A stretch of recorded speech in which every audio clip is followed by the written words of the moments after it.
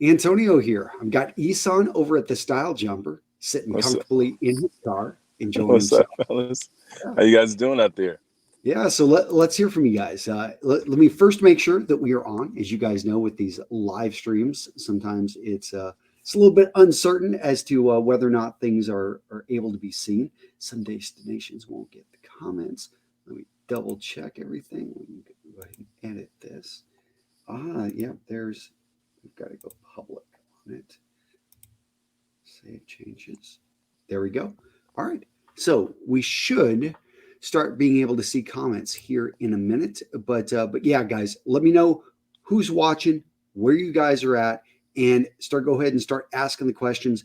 So today we're going to talk a little bit about strength through struggle. And if you watch my channel, I've talked quite a bit about losing a job, about just having to make transitions, going through some rough times. I've talked about, growing up, not without a whole lot of money. In fact, every time I come into my office over here, I've got my windows open right in front of me. Over here to my far left, I've got a trailer park. And it's a constant reminder of the home that I came from, which was a rundown trailer in West Texas that I remember whenever it was finally repossessed by the bank, because basically my parents kind of skipped the state and just left and stopped making payments on the things. It was in such bad shape. I remember they were tearing the thing apart and tearing it down for scrap. And I remember riding my bike over. I was living with my aunt at this time and had ridden a few miles over. And I remember them saying, "Hey, kid, do you know who lived here? Like, or do you know whatever happened to the people?" And I just shook my head and I'm like, "No, never knew him." It's like, Wow, it's like one of those things that I remember I was just like, "Oh, like, do they know it's me or something like that?" that's But hilarious. yeah, it's hilarious now. But it's like one of those things you're like, "Ooh, like, yeah, it is what it is." But let's see. I'm trying to dive in. For some reason, comments are not popping up. And let me go in and I'm going to go read some of them. But Esau, maybe you could talk a little about, introduce who you are and tell a little bit about your story. Sure. So my name is Asai. Go by the Style Jumper. Grew up, in this deep South actually. Grew up in the deep South in Florence, South Carolina. With a fairly small immediate family as far as my parents, my two younger sisters, and then have a massive family outside of that. But traveled all over the world. I used to be a model in my younger day when I was as young as Antonio. But I spent some time modeling. The military took me to the West Coast, which was really, really cool. And that's where I was able to explore the idea of modeling and getting to style and fashion. And then as years gone by, I decided to get back into it because I really got into, corporate America and started working. And it was only until the past about 3 years where I had um, a mentor of mine suggested that I do what comes easy to me, and focus on some things. We talked about purpose, and we talked about some things that you want to do. And he was like, "Well, you have your gift and you have your purpose." And so what my coach told me, he was like, "Hey, why don't you use your gift to support your purpose?" And so what I started to do, he's like, "I'm gonna challenge you for 100 days. I want you to wear a different outfit." And I was like, "Oh man, that's crazy." And so I did it, but it was something that I had to force myself because I stopped focusing on style. That was just, I just knew how to put my clothes together, and I just really got away from it. But it was this challenge of me focusing on my gifts because I do feel like I have a natural knack and gift at looking at clothes and colors and putting them together. And I had to had to learn that. And then Tony, you were talking a little bit earlier about being less fortunate, if you will, when you were a kid. And for me, it was similar. I mean, we didn't struggle that much, but my mom and dad, my dad was a blue collar worker, worked at Lazy Boy at a plant for 20 something years before they shut the plant down. And then my mom, she worked in the healthcare field. And, I was always trying to figure out what to wear. I wasn't getting a bunch of clothes. So I had to start figuring out how to put things together. So I would get like this one new shirt and I probably wouldn't wear it until Which I Chris, we got people in the comments now saying they absolutely love the hat. So thanks, yeah, Chris. I got to cover this bald head, man. You know. That's one of the advantages. You know, hey, people are worried about going bald, losing their hair. It's like, man, now you get to pay, you get to bring in tons of hats because it functionally Absolutely. protects your head. Yeah, man, and you own it. You know, it's Yeah. just one of those things. You just kind of shift that hair to the beard. But yeah, man. So I just learned how to, figure out putting clothes together, and from there, here I am, doing my channel and engaging with, amazing individuals like yourself. Well, we've got a lot of guys out there. I want to recognize some of my dapper dogs. I see Luke Keller out there. I see Peter. We've also seen Will Powell out there. Chris, of course. Akil, good to see you, man. So guys, in the comments, make sure to ask questions. Let us know where you're from. We got people from Iraq, Nepal, Pennsylvania. We've got Russia out there. Privet, Nice. Kakdila. We've got Fred. Now, you talked about you were actually in the Navy, correct? Yep. Was in the Navy. Yeah. Sorry about that. As you know, I was in the men's department, of the Marine Corps. Hey, but I was in the ladies department, so Yeah. that's how it goes. Yes. Yeah. You know, you got deployed, right? Did you ever get deployed? Did. Yeah. You know, it's always so as an inside joke. You remember as you leave, the boat's leaving, you look around, there's a few, female sailors on the boat, and they're like, oh man, I wish we had some good looking girls.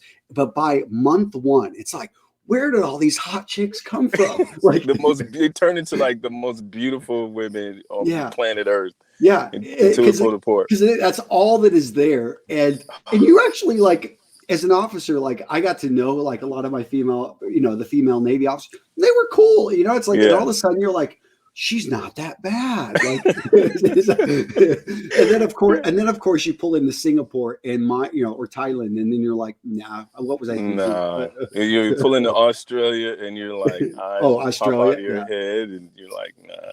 Yeah. Until you have a long, you get into like week 2 out to sea, and then that person becomes the most gorgeous woman on the planet again. Yeah. It was pretty funny.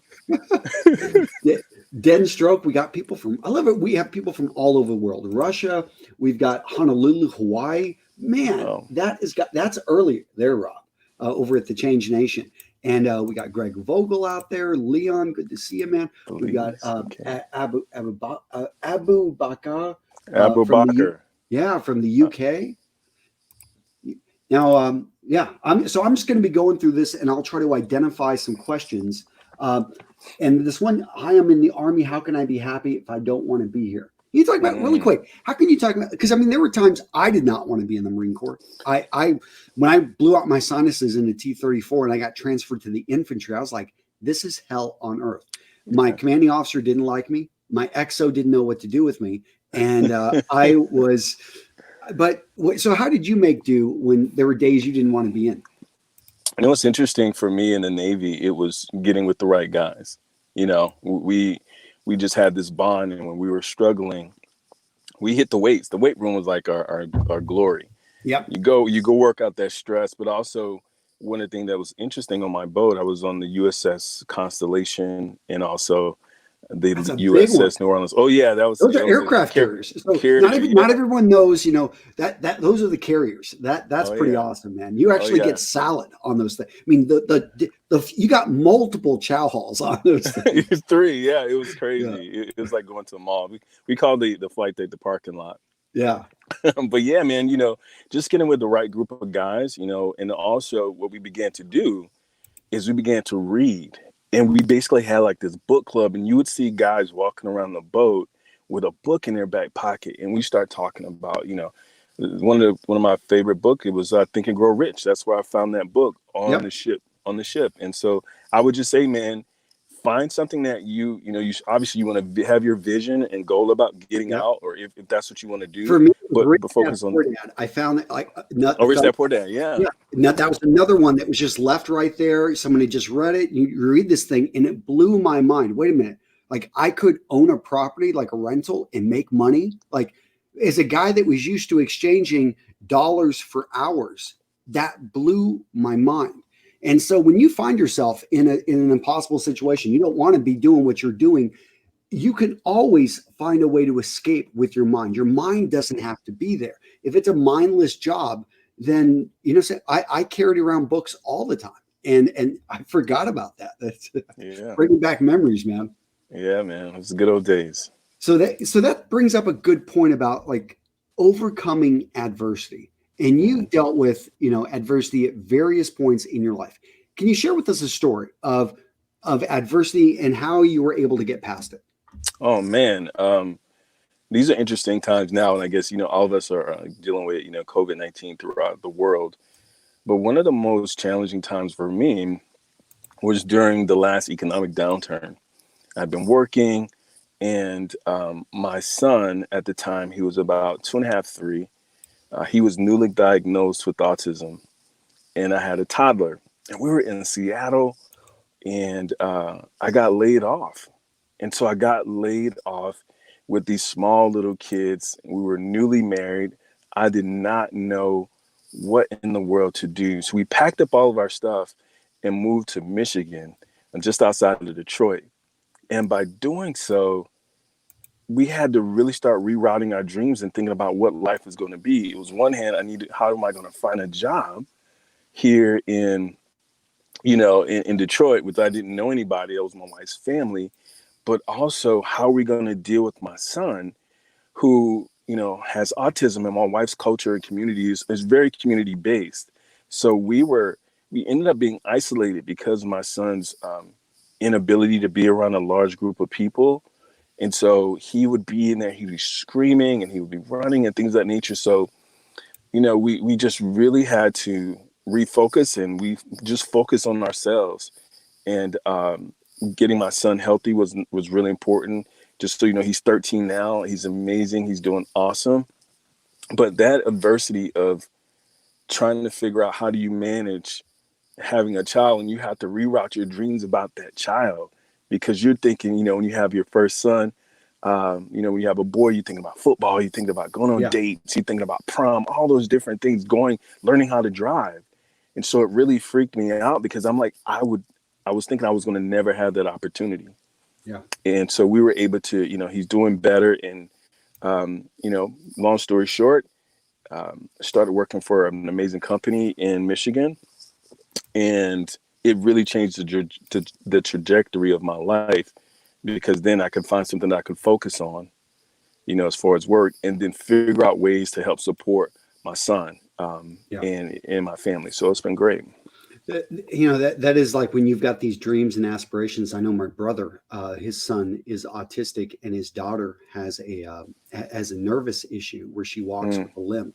And mm, it's like both of his kids, having this. And I'm just thinking, like, I am so fortunate that I have 4 children in great health. And me and my wife mm, talk about this, like whether or not to have another child. And we're like, well, we've been so fortunate. Maybe we should be adopting. But yeah, it changes everything when you all of a sudden realize that there are certain perhaps limitations. Maybe you mm, need to, hey, maybe I need to reset this. And I think there's a great guy, Mark. Mark, I'm losing your last name. He actually wrote a book called Strength of the Struggle, and mm, he was he was a Air Force guy, and he had actually gone through one of my training programs I did years ago called High Speed Low Drag with a guy named John Lee Dumas and Tom Morcus, and we worked with Mark to get like his thoughts. But his son was in an auto accident with his, mm, at the time he had been divorced from his mother. He was with the mother, and the mother issue was hit by a semi truck. And his mm. son went from being this healthy boy at age 3 to having serious brain injuries. And to this day, is still recovering, trying. And it's Wow. like, what happens to your life when you've got to, reset it. But hey, we got people in the comments like a little bit lighter there. Good morning from South Carolina. Brian is saying, "Go Navy." And do you still need the Navy to give you a ride in? It's like, That's yes, right. yes, that's right. We did get around. Now, Greg Vogel's kind enough to donate in the super chat, and he's asking. He wanted to thank us both for our military service, which I'm always like, I remember used to have a gunny, and he was like, "You don't have to thank me. The government thanks me 2 times a year, like or two times a month." Like it seemed like 2 times a year. Like he was like, "My paycheck. That's That's all I funny. need." But what are some of the, like, looking back, like what are some of the things that lessons you've learned, like things that you took from the military, which to this day, it's like, I still ride off of that. Like that's a great lesson that I picked up. I think there's two. One would be, being a leader and how important it is to lead by example, and posture, having, Yeah. and that comes into style. We wore all white, so you had to keep, your look together, your uniform together, but also the ability to relate to a diverse group of people. You get on the ship on the military and you join, and there's people from all over the country, all over the world, different languages, different cultures. So that was huge for me, being that I grew up in South Carolina, to be able to be engaged with such a diverse group of people. And how do I find ways to connect and relate to as many people as possible? And I'll just give you one more: be an ambassador. Being an Yeah. ambassador, those are three things that I take with me every day. Yeah.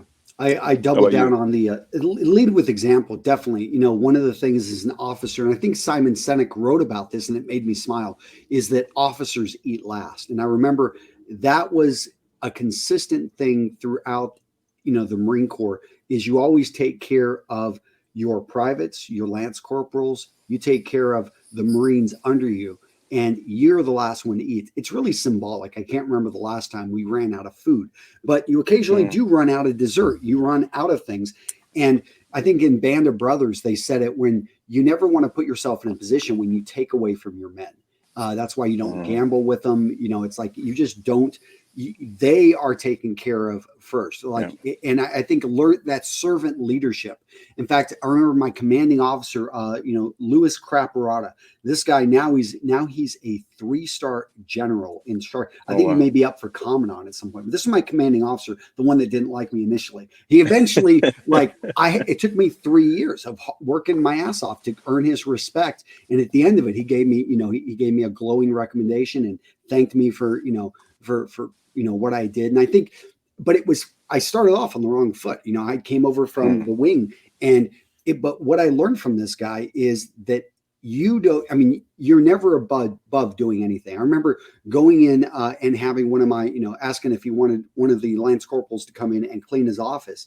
And he's looked at me, he's like, no, I will do that. It's like, and he mm, wasn't the guy that like, he would make the time. He was busier than anyone, but he was always the first one in, the last one out. At the same time, he had a family and he made time for his family. He didn't drive a flashy car. You could always tell, most of the senior leadership always had at the battalion, they had their own parking spots. And it's funny, the lieutenants were all driving the nice new cars, and the lieutenant colonels, the first sergeants, they're all driving the station wagons and older secondhand vehicles, because yeah. that their money's like going to things that matter more to them, which is their Absolutely. families or in some cases maybe their third wife and all the alimony they're paying out. But And you know some what I'm kids in talking. another some kids in another port. Yeah, what goes on.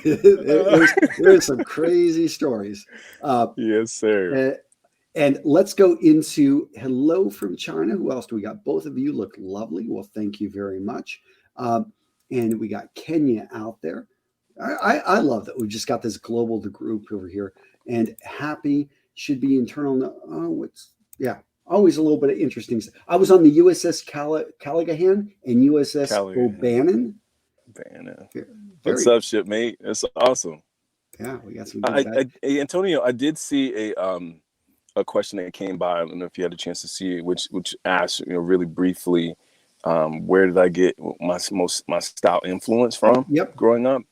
Um, and I would have to say the biggest influence as an adult, I would say, would be Andre Benjamin, Andre 3000, from Outkast. And because one of the things that Andre did for me, he helped me accept myself as far as my style. When you come out of the military or you come from down south, and you have a different vision of yourself, but you you need to be in that box, of how Mhm. you dress and things of that nature. But it was Andre who just, it was the first person that I saw from someplace near where I grew up. He's from Atlanta, I'm from Florence, South Carolina, Mhm. that spoke the same kind of dialect and twang that I did.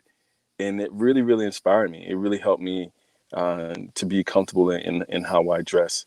So that would be my biggest influence by far. I actually did a video about it, about the top 10 people that influenced me. So check that out on my channel. You'll So enjoy it. yeah. So guys, go check out. I think we've got it in the description. But Isan, really quick, what's the address? Where can they find you at if they want to learn more? They want to check out your channel and everything. It's at the StyleJumper. The StyleJumper. You can find me there. You can find a bunch of awesome videos, and particularly how you coordinate colors and things of that nature. Mm-hmm. Being a man of color, those kind of things I think is really important. So absolutely. Well, let's address a couple things. So Joe Mofo is saying he's a Southerner living over in London, but he's got a kind of a cowboy look. How do you stand out from the crowd? Because when you care about styling, you start wearing hats, you start looking good. Isan, I have a feeling when you walk into a room, a lot of times you're the best dressed man in the room. Facts. And so how do you take this? How do you, when people are staring at you, people are giving you, like, how do you handle that? I always, say thank you. And then I do also throw a compliment back at that person, because it's a transfer of energy, right? Good. So I I'm like always that. saying, you know what I mean? So I say, thank you. You look great too. And then if they say something else about what I'm wearing, I was like, oh, it's just cool, and just maybe if the question goes deeper, then just talk about different things, man. Talk about, the colors and things of that nature. I usually wear a bow tie. I don't have a bow tie today. So do you have any it's always books fun. that you recommend? Any like For style style. books or style, or just books in general that yeah, you could answer, I guess, with anything. A book that I'm reading right now that I love, absolutely love. It's the book by Dapper Dan. I forget the title of it. I think it's like Dapper in Harlem or Yeah, I think I something saw like this that. one. Didn't he just pass away or No, no? no, Dapper Dan he's still alive. He's done a lot of stuff with Gucci. He started his era back during the hip hop era, the golden era of hip hop. And all those really cool big jackets and Mm-hmm. Eric B. and Rakim and Salt and Pepper and LL Cool J, all those really cool outfits that they were wearing. He was the person that designed a lot of those I'm pretty outfits. sure this book is on Audible because I'm positive that I grabbed it. Dapper Dan, Made in Harlem. Is that Made it? in Harlem. Yep, Oh I man, got it. Yeah. I love it because he's actually, his family's from South Carolina, and Okay. so when him talking, it just took me home, and just his story is just really remarkable. So that's a great book. Now, a lot of people are helping each other out in the comments. Always appreciate you guys doing that. But if you ask a question and it doesn't get answered, don't be afraid after a few minutes to ask it. But what you don't want to do is ask it 20 times in a row and spam the comments. But yeah, so let's say we've got, let me see, what do you think about vests? Me, I think they look great. I don't really wear them actually, but I think the right person with the right look um, can be a very awesome compliment. But I don't. I think I own one, so it's Mhm. not something I wear on the comment. How about you, Antonio? I like them. I just got one from Indochino, which I really was happy with. I went with a little Hmm. bit of a contrasting color with the jacket, so I don't have anything that truly matches. But I got double breasted. I have a little bit of fun with it. But is Nice. it something that I pull off again and again? Not so. I think they're great for maybe a working professional, like a photographer, that's going to be in a area that they're going to be sweating. They're going to be, but they're working Hmm. that and they need the pockets. So I've seen a number of photographers do this where they actually have larger pockets built on a nice vests. And so it's a working functional piece that actually gives them a nice look, better than going with something that cuts you in half, like a white shirt with darker pants, which cuts you in half. Hmm. That creates that monochromatic look, which I think just makes you look a little bit better. All right. So let's get into, we've got, Michigan. Where else do we have Canton. people? Canton, Croatia out there. Wow, And nice. what do you do fitness wise? Because Isan, do you know anything about fitness? Let's just, because people are asking, how do you stay in shape?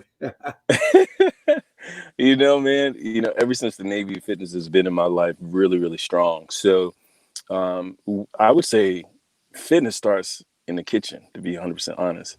So one of the things that I've been fortunate, my wife is vegetarian, so we eat, um, at least 3 times a week a vegetarian meal. So that's huge and very helpful to keep me lean. But a lot of calisthenics and functional training really works best for me. Uh, them burpees, no, thank you with burpees. But just really, really doing, the old school workouts, man. I don't try once you get up in your mid 40s, you just need to know what to do. You don't need to spend 2 hours in the gym working out. Mhm. You can do a full body workout each time you go in 3 days a week and call it a day. You eat right, then you're in a good shape. That's what I would say. I see that Molson. Thanks again for that. I saw that you donated. I didn't really see a question, Molson, so make sure to ask it. And Jamie, if you can send me a quick email so that I can make sure that anyone that asks a super chat, that we make sure to take care of you guys. So again, guys, you don't have to do the super chats, but I do want to make sure that you're recognized if you decide to do that. Now, you guys may see that we've got this commandconfidencecourse.com/live. Today is the last day that course is open. So if you've considered joining that Command Confidence course, now is the time. I talked about it. I think it was 2 weeks ago, we had Lee on, and that course has opened up. So if you're looking to improve your confidence, definitely check out their course. Now, Isan, can you talk a little bit about how have you continued to develop your confidence? Because it probably isn't something you were maybe, I know for me, I wasn't born super confident, and it was something I built up. So I'm wondering, how have you built up your confidence? Um, I wasn't born with confident, be a very confident guy either. I was not until high school. Honestly, Antonio, I got bullied from third grade until ninth grade. So it wasn't until I started growing and I started lifting weights and playing football that really shifted, my thoughts about myself. Um, and so as far as staying confident, it's, continuing to do things that you love, because when you do things that you love, you become confident in those things. And, having those affirmations and saying, looking yourself dead in the eye and saying that, you're great. You have a lot of things that you can give and provide to the world and to your family. And I keep pouring into myself, investing into myself. That really helps me stay confident. How about you, Antonio? Confidence, sticking with, I'm not going to say I stay in my lane, but I do like reading and I like learning about things. And when I share that and you realize that, wow, like most people don't have a deep knowledge of something like this. Hmm. I do. So for me, knowledge has always been, and reading and information has always been a strength of confidence. Knowing that I have something that is built on putting in that bit of time and that effort, and then building from there. Physically, I haven't always been, an amazing athlete. I was persistent. I could deal with pain, so I was a distance runner. Hmm. But having when those wins did come, I always figured I can outwork a lot of people, and that's something that did give me confidence, is knowing that I may not be the most gifted and I may not be the most talented, but I can be the hardest worker, and they may Hmm. show up relying on they partied the night before or even the week before, and I put in the time, I put in the effort, so I know my stuff backwards and forwards. Now, we have some people out there asking, yes, I had a style question. What are your thoughts on kind of the trend with looser clothing, baggy clothing, kind of making its comeback? Well, I think that when it comes to trousers and pleated pants, I think that's great. I don't see myself wearing really baggy jeans or anything like that. And because I think you lose your silhouette, you lose your look. And so I would personally, I try to stay away from too many trends. I like to stay in the middle so that I'm not wasting dollars spending, spending money on trends because, it'll be cool today and boring tomorrow. So I like to stay in my lane. To your point, Tony, I stay in my lane and I try to keep it classy at all times. What about you, Antonio? Are you feeling the big clothes these days? You got your cross colors and caulking. No, no, no. It's like I'm not even. Yeah, I'm not. For me, I like well-fitted clothing. I Yep. do like. I mean, yeah, I understand loose can be a bit more comfortable in certain situations, even during the heat. But yeah, not really going to be my thing. I'm going to stick with classic. I love it. Like the trends and stuff, not really my thing. Yeah, mine either. Now, what kind of hat is that? Because we got people saying that they love the fedora, they love different hats out there. What type of hat are you rocking today? This is a wide brim fedora. Um, I wanted to do a brand shout out, but it is a wide brim fedora. Now we're getting some good questions, and I'm trying to address. So Tom's asking a pivotal point in your life in which something like shaped who you are. And Tom, thank you very much for watching RMRS since the beginning. So, can you think of anything in your life like a particular point that like, hey, this was big in terms of like shaping who you are and who you became? Hmm. A big point, I think it was the Navy. It was making that decision to go to the Navy and leaving everything that I knew and everything I love, and getting out of the South. It was huge for me because I didn't see other nationalities. I didn't know a lot about the world. Um, I could even envision, the rest of the country. It wasn't on my radar, if you will. So the Navy really shifted everything about me. I grew up in Florence, South Carolina. Good old Francis Marion, Brian. Yeah. So I grew up in Florence, and the Navy just really opened my eyes to what's possible and how big this earth is. Most people rarely go 3 states away from where they grew up. You know what I mean? So by traveling the world, it just really shifted my thought process and how beautiful people are, how beautiful languages are, how beautiful cultures are. And it just really gave me a broader perspective. I see people are saying that they subscribe to your channel. So I love that, Thank guys. So you. go Thank find the you. Style Jumper. He's on Instagram. He's got a YouTube channel. Go check out what he's doing. I think he posts some great photos, and you've got a great message about what you're doing. I know for me, when my son was born, all of a sudden, getting married was one thing, but having a child and realizing, like right there, this little person is their success and where they're going to go in life is in many ways dependent on me as a father. And so all of a sudden, when you start realizing you're living your life for somebody else, for me, that was one of the biggest life changing moments in my life. Um, Huge. I would agree. yeah. And we got a question. How did you start your style channel? Can you talk a little bit about that, Esau? Funny story. I was actually at Menfluential 2018, and was watching the guys talk, and I didn't think I could do it. Cowboy Cody. I honestly didn't think I could be comfortable in front of the camera, and so I remember meeting Antonio, and I just paid attention, started watching channels, and started watching Antonio, started watching Alpha M, and then Jeffrey Stallo G. So those are the individuals that I saw. But I had a conversation with Jeff, and he really gave me some encouragement. He's like, "Hey man, I think if you try, I think you can do it." I can't keep up with Jeff, who's doing videos every single day.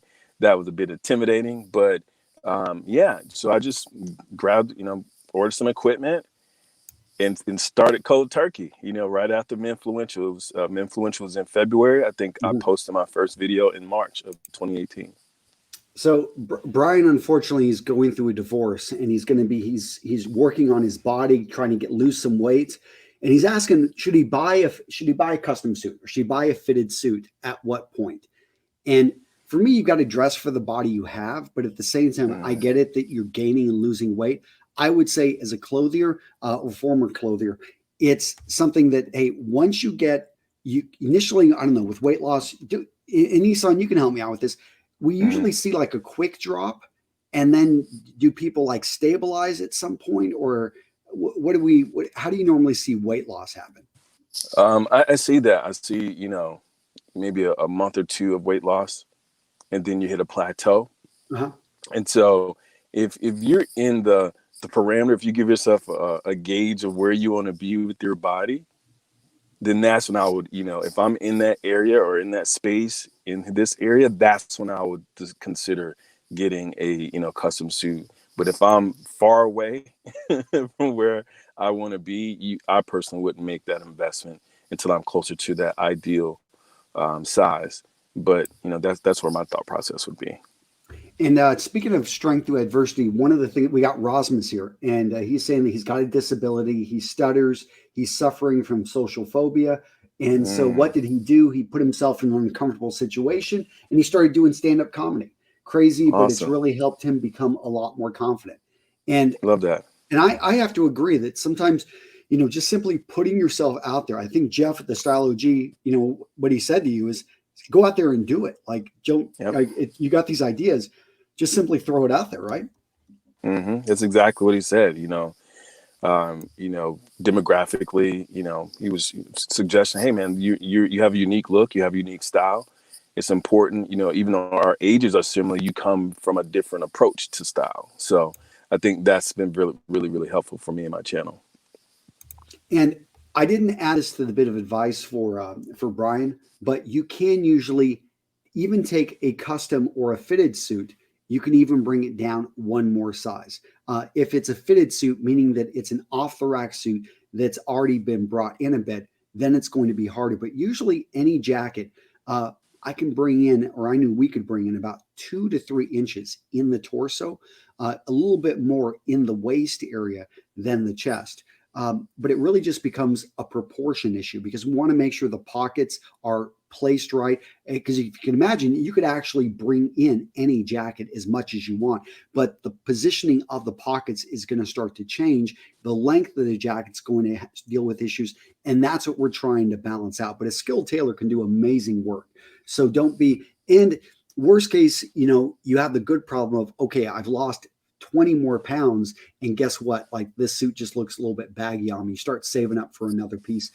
And a lot of Mhm. times people gain and lose weight. So what you may want to do is put some of those suits to the side, just in the case, during the holiday season, if some of that weight comes back. Now, how do you navigate being, this is a little bit more specific. We got Terrence Jackson. How do you navigate being a Terrence. black man of style in a style space that appears to cater to predominantly white males? It gets hard Hmm. sometimes. This is a good question. It is a good question, Terrence. It's really about being comfortable with who you are, um, because regardless of race, you just focus on your style and the way you approach what you wear.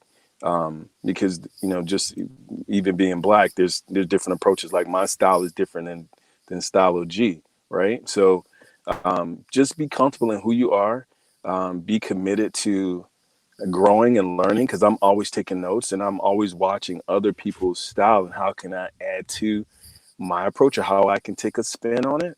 So yeah, that's what I would recommend, man. Just focus on being yourself, your point of view, your message, and how you see the world, because we all see things differently. Now, who are some of your favorite creators out there? Ones that maybe some people don't even know about. I'm thinking I really like Devin on Deck. I think he's got some great stuff. Have you ever seen Big Beard Business? When it comes to fragrance, Yeah, yeah, man, he yeah, is yeah. he is good. Who are some of your other favorites out there?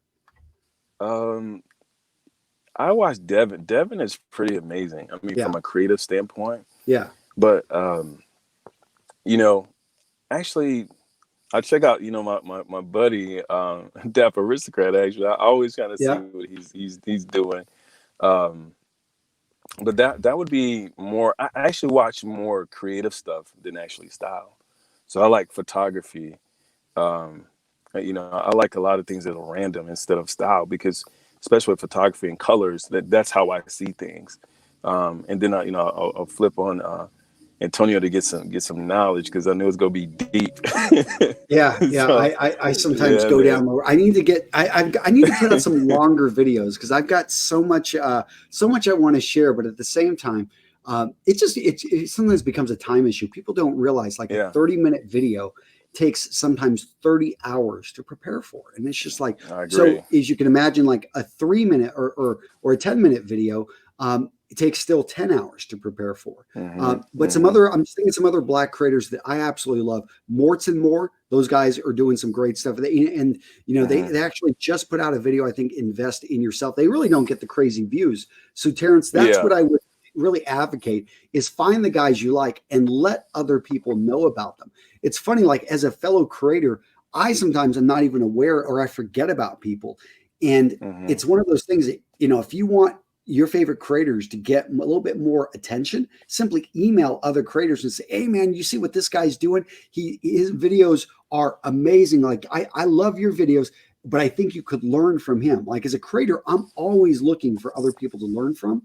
So, and I love it when people in our audience actually send us other creators that they think we should check out because it could help make our channel better. Or if they can make introductions so that, we can bring people like onto our channel. That's one thing I try to do at Roman Real Style is bring in other creators and to talk with them. Hey, Antonio, before we go on, I cannot remember this guy's last name. But his first name is Vlad. And Vlad is out of New York. And Okay. he talks about shoes. And Vlad is amazing. So that's one person I actually check out as well. YouTuber? When it comes, well, yeah, he's a YouTuber. Yeah, I forget his show now. What's it called? Excuse me. DJ Vlad? Is it DJ? Nah. I'll have to share it with you, man. Because I'm using my phone, so I don't want to research Yeah, and yeah. mess up our view. But got Vlado footwear, maybe I don't know. Yeah. Oh man, Yeah, I'm so mad. I don't know. Yeah, I'm so mad because he's hilarious and he's so like nonchalant that I'm like, Vlad, you make it look too easy. So yeah, and my shoe game is not crazy. So I love watching him because one of the things I would suggest for guys too is find people that are doing things in the gaps where you feel that you are. So that's why I learned about shoes through Vlad. But it's been he's one of my favorites. A quick question in the comments. Matty Mobs is saying he's 40. He's from the UK. He's got dyslexia. He still hasn't found his purpose in life. What can he do? That's very interesting. Maddie, purpose is very individual based. But one of the things I would do is start with the thing that you love to do, the thing that makes you really gets you excited. And sometimes you can find your purpose in that space, whether it be being vocal about, people's rights, or it be, the environment, or, maybe it's just like you love the ukulele. You know what I mean? And so you just really got to find that one thing that really speaks to you, and just work on that, man. And then out of that, you may birth a sense of purpose. So another question, how would you approach young adults, 16 to 24-year-olds, about improving their style? These young guys out there. So good question, Carlos. Carlos, for me, I have a bunch of young nieces and nephews, especially the young nephews. And what I would say is just engage the trends. You don't want you want to be cool, right? Because you want to be, have what all the other guys out there are wearing, if you will. But I'm a neutral guy. So I like colors and fit. So, if you focus on, if you're going to be investing the dollars, right? So if you're spending a lot of money, you find things that's going to fit you well, but also that speaks to you personally. And that's where I would go with it. Staying with the trends is just too much, wasting time, and then you end up throwing it away. You wear it a couple of months, maybe, and then it's sitting in your closet and it ends up at Goodwill, or your mom's cleaning your closet. We got a question in there about how do you maintain the enthusiasm to dress well with what's going on in the world. And this is I'm actually creating a video on this. Why I dress sharp when I'm going nowhere. But Isan, maybe you have a quick little tip for why you get dressed when you're going nowhere or not doing anything. Well, with everything that's going on in the world, it's really important that you represent yourself well. And with everything that's going on and the challenges that we have, and I'm not sure what your nationality is, but for me, a man of color, it's really important that, what you wear can be a matter of life or death. And that could be physical death or death and opportunities. So I would always say, actually, there was a time, even on my channel, where I wanted to step away for a minute when everything was going on, because I felt like, me, what I wear and what's cool was not important. But as far as like showing style, but as far as me personally, my personal style, I have to stay on point. I have to represent myself in a way that reflects who I am, positive representation of my culture and community. And as a father and as a husband, is really important. And I keep all those things in alignment. All right. So we got it. I'm looking over for any other. So a lot of you guys, I love seeing you guys engage in the, engage with the comments, talking and talking with each other. Just subscribe to the StyleJumper. Again, where can they find you, Isan? Can you announce it again? What's that? Where can they find you? What's at the StyleJumper. StyleJumper is all one word. So and then you give it a space and then StyleJumper, one word. You can find me on YouTube as well as Instagram. So we got a gentleman here saying he's a bigger guy looking to start a channel dedicated to the large and in charge guy. Would any of you consider partnering up to reach out to that demographic? So I've already put out a book on Amazon, How to Dress When You're a Big Man. I know that you've probably talked about it here or there as well, Isan. Mm-hmm. I think that this is a great initiative, but for me to partner with anybody, you got to first do the work. And I think that that's one of the things that probably Jeff, probably hit on is there's a difference between saying you're going to do something and actually doing it. And not just doing one video, but doing a dozen videos, doing a few dozen videos. I have a lot more respect for someone that puts out 100 videos and has 100 subscribers than somebody that puts out one video and has 10,000 subscribers.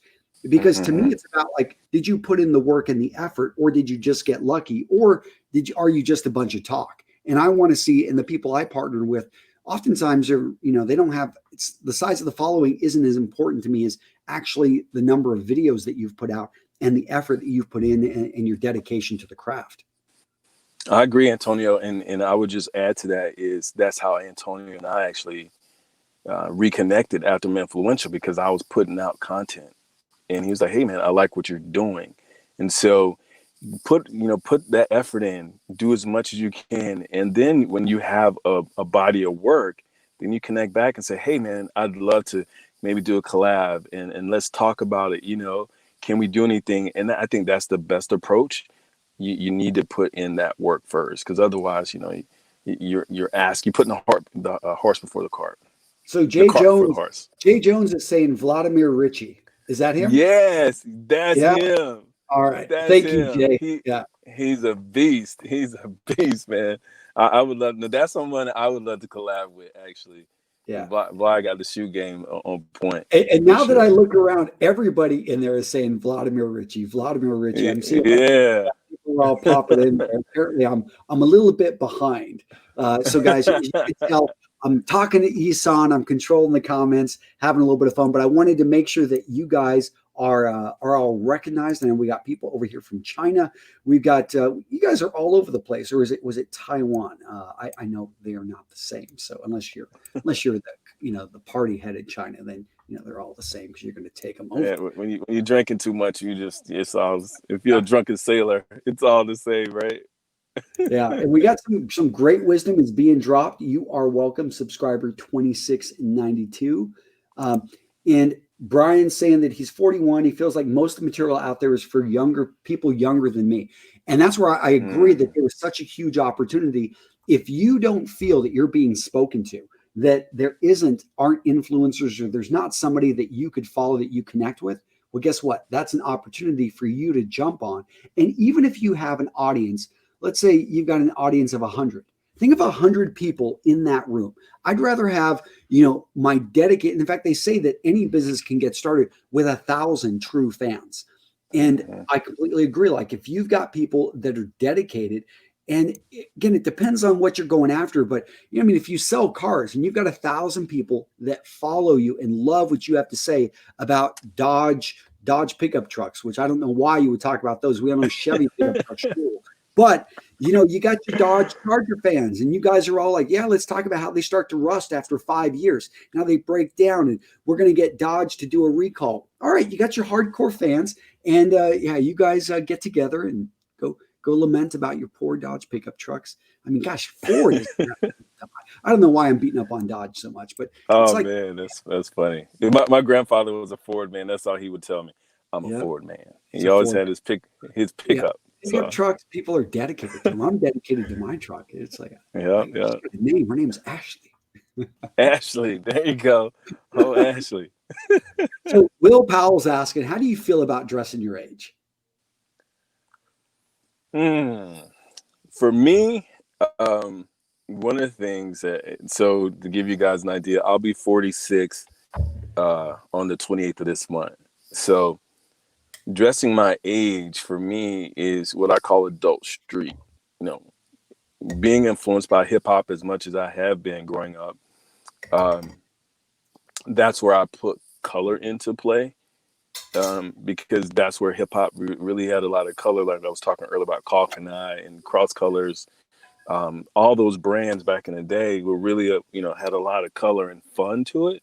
So I Mhm. try to add color and fun to my look. But what I focus on more than anything is the silhouette. If my fit has to be on point, Mhm. and to me that really gauges your age, if you will. If you understand that fit is king, and you still can parlay a little bit with color and play, just take a little bit from some of these young guys. I do that all the time, but no, I don't want to. I'm not an old man yet. Don't put me in the coffin. How about you, Antonio? You know, I I forgot what the question was. I just made myself.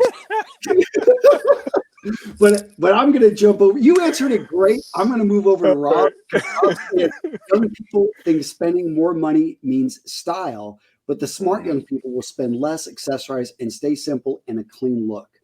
You know, in Mm-hmm. general, but I'm going to say there's really no rules. That's why I love style. Is it Mm-hmm. really is, subjective. And Yeah. I was thinking about color as you were talking about it. I'm like, you know, color is something that I think is I'm able to pull off some color, but it is something I Mm-hmm. do think as you get a bit older, you need to have a bit of strength and be a little bit more bold. Color is, for many people, in many people's minds, the domain of younger men. I mean, if you Mm-hmm. see a baby decked out in all orange and blue, it's cute still. Versus a grown man in all orange and blue, it's like, well, you really need some skill, but still you can pull it off. And Mm-hmm. Yeah, it's about controlling the color and popping it, and how do you accessorize the color. I think for me, I mean, there's a couple of outfits where I have on a lot of monochromatic color, but Mhm. other than that, I use color as a contrast and not like my dominant look. You know what I mean? That's where I think sometimes people get lost in color. Now we got a lot of our Indian friends in here speaking in a language I cannot understand. So I'm not going to public. I don't know what you guys. Sorry, guys. Like I need a tutor to get over here and teach my lame butt some Hindi because apparently I don't. Dark Venom. I see you over there. I don't know what you're talking about, but I Come do on, see. Antonio. You see that Isan is an amazing man. So Res Arts that will get published Thanks, right there. Rez. Yeah. And Appreciate it. Cowboy Cody is asking, know anything about collar tips and bolo ties? So I do know bolo tie is the official tie of New Mexico. And growing up as a Texan, you would see a lot of bolo ties. I think they're cool. If it's a regional look, along with a cowboy, cowboy Western boots, cowboy boots, whatever you call them, a nice hat. Collar tips. Do you know anything about collar tips? My understanding, collar tips are going to be where at the end of the collar you've got a little bit of metal attached to it. Have you ever seen this? Yeah, well, I think maybe and maybe Cowboy Cody is talking about college tips as far as, well, I don't know. I don't I don't, I've never worn a bolo. I might Yeah. have to try that. Yeah, But if you wear bow ties, man, that bolo will set you apart. You'll have every what people from all over the Southwest coming out saying, "Whoa, that's you look good." I might have to try that. I might have to try the bolo. But collar tips are the ones with like the metal. That's what you're speaking of, probably. If That's what I thought. you're a cowboy, yeah, yeah, I remember that. Yeah, but I haven't seen those in recent years. At least I'm on the East Coast, so I don't see a lot of bolo ties and collar tips.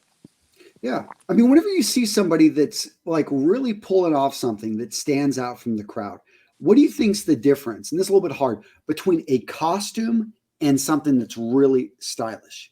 What for you is the line that's drawn between that guy looks like a fool versus that guy looks he's confident and he looks good. He doesn't care what anyone thinks.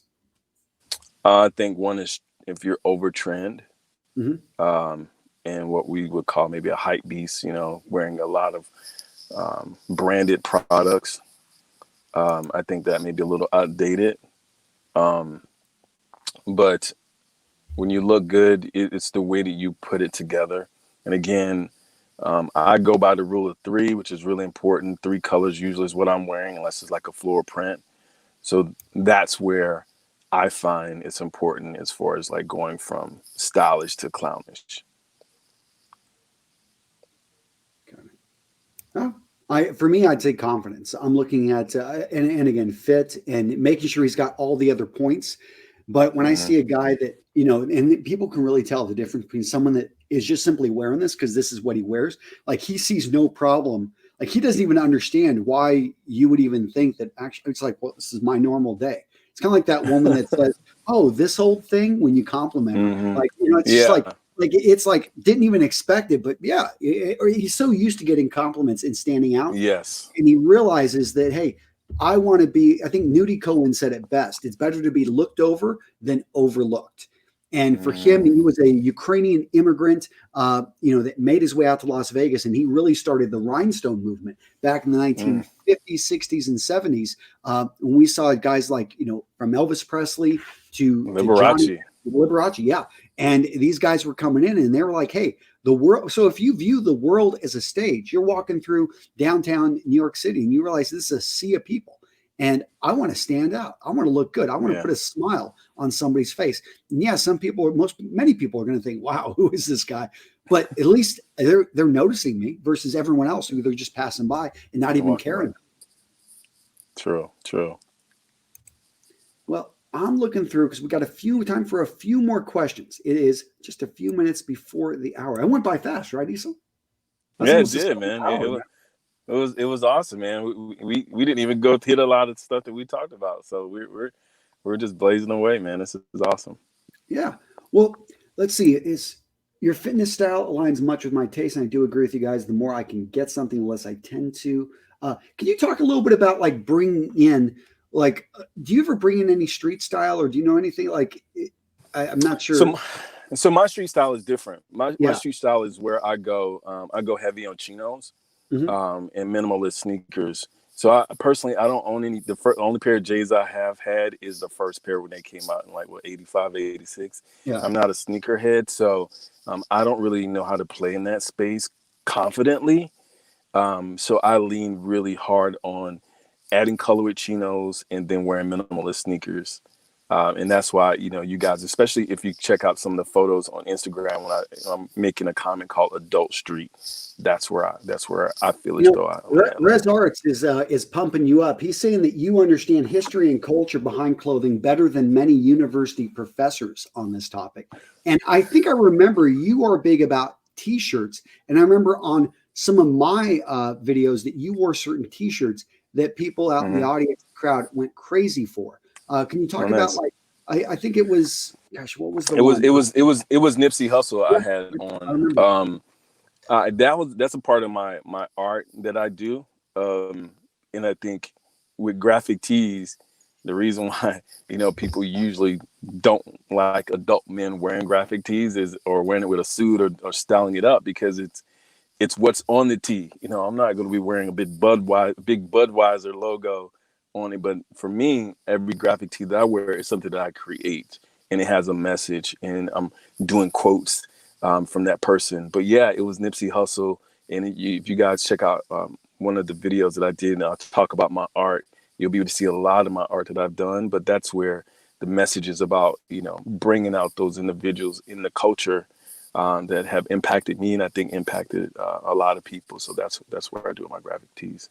Now, really quick, I still have people in here that they're like, who is this guy Antonio's talking with? So the guys, gents, this is the StyleJumper, and I'm looking for. We just posted your link in there, but I want to put my hat back on. Yeah. So go check out the StyleJumper. I know a lot of you guys haven't heard of Isan and what he's doing, but I love the fact that you've already got some great fans out there, and I think that kind of says, that hey, we have. We've talked about you before. We've had you on the channel. Yeah. And guys, let me know down in the comments if you're watching this live, not watching it live, what did you think of today's broadcast? If there are any last minute questions, I'm going to go in there and try to grab some of these. How often do I go live? We go live every Monday at 7 a.m. Central USA, which I know is like 5:30 p.m. over in India and in Delhi. Is that 6 p.m. over in Karachi? We've got 10 p.m. over in Australia. That's 8 p.m. over in the Philippines. I think 2 p.m. in London, not exactly, maybe 3 p.m. in Germany.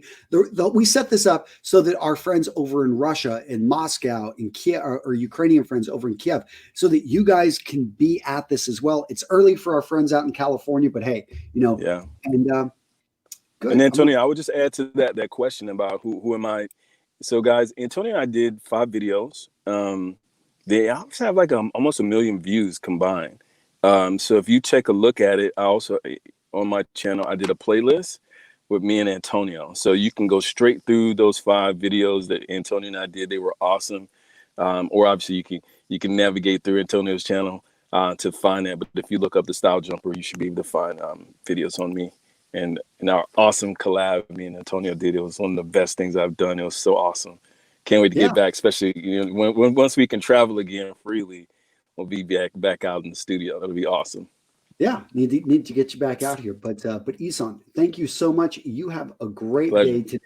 And again, everyone, please go over and check out Ihsan's channel. Give him some love from the Real Men Real Style community. And as you guys know, every Monday at 7 a.m. I'm going live. I do pull these videos down because I want to really just reward you guys that check these out and are enjoying them. But I'll leave this one up a little bit longer just because, I simply want Ihsan to get a little bit more exposure, and we had a little bit of fun today. But if you guys have questions, if you have suggestions, let me know in the comments. And that's it. Ihsan, again, thank you so much. Take care. I'll see you later. Thanks for having me, Antonio. See you guys, Real Men Real Take care, Style. everybody. Take care.